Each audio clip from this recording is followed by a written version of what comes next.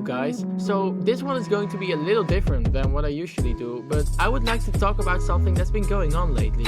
Something that's been bothering me and a lot of the Scratch community. If you're a part of the Scratch community, you'll know about the Scratch and AI situation that has turned into something of a scandal on Scratch's own discussion forums and on Reddit and even in the TurboWarp Discord server.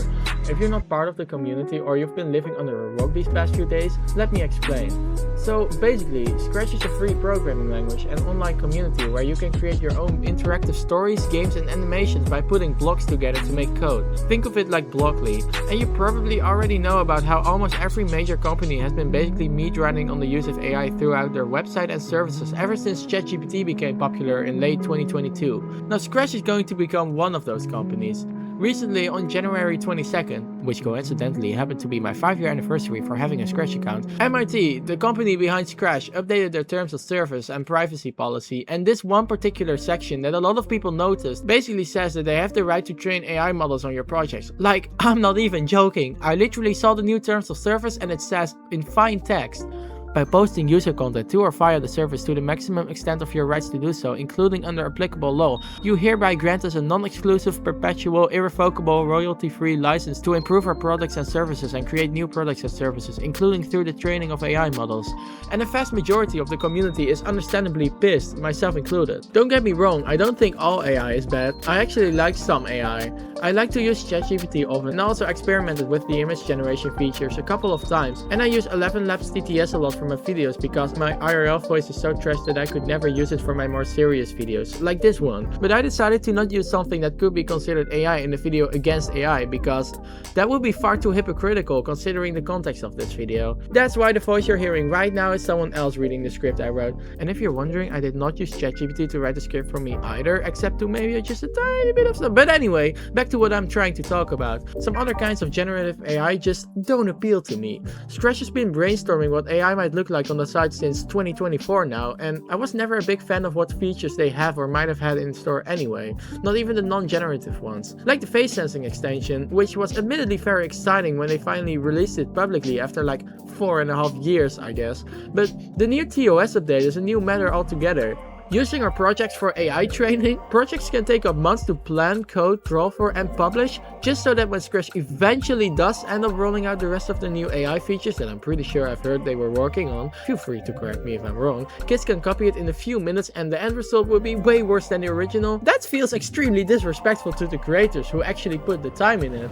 This is an all-time low for Scratch, not to mention this would completely go against the main purpose of the website, which is empowering creativity. And let's be real, what kind of creativity comes from using AI to make cheap knockoffs in as little as 5 minutes? Even worse, people might take really amazing projects and inject whatever random trend is popping off at the moment, like the Italian brainrot thing. It would get old fast and it would absolutely cheapen the originals. I mean, no offense to Gen Alpha obviously, but we all know how fast trends can turn from funny to straight up obnoxious. The Scratch team has tried to neutralize the community's outrage though.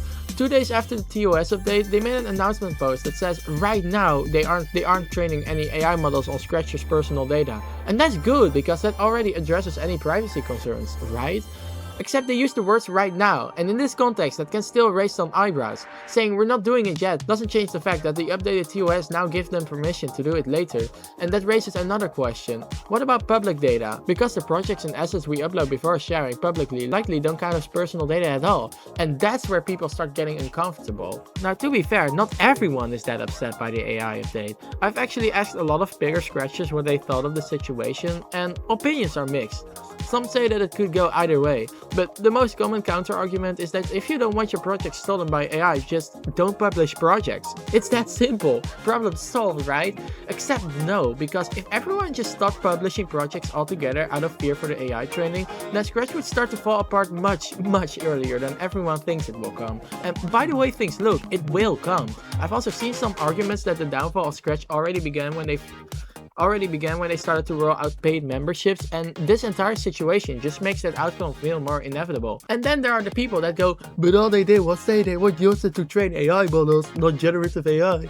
Okay, sure, maybe some people are overreacting a bit about it all, but while the use of AI in Scratch's context isn't necessarily generative, at least not for now, it's still training AI, which is just as worse as generative AI because it ultimately feeds into such AI and further enables corporations to keep running with it as far as they can go. And such corporations corporations have not hesitated to show just how far they'll go with this AI. The Grok AI on X is being used for nothing but evil, horrifying stuff, including suggestive content with freaking children. The first thing you see when you search something on Google is literally a response generated by Gemini, which is an AI model. Even on YouTube, which you're watching this video on literally right now, is basically filled to the brim with a new AI algorithm that is crappy as heck and has a bunch of other AI features that no one asked for and everyone hates. I mean, no surprise since YouTube is literally owned by Google, but I'll bet you good money you've seen at least one AI stuff video on your recommended page this past month. Like, no! I don't want your super stupid AI. I don't want to take part in the damage that the AI overuse is doing to the environment. I already did quite enough after creating my first OpenAI account in the first place.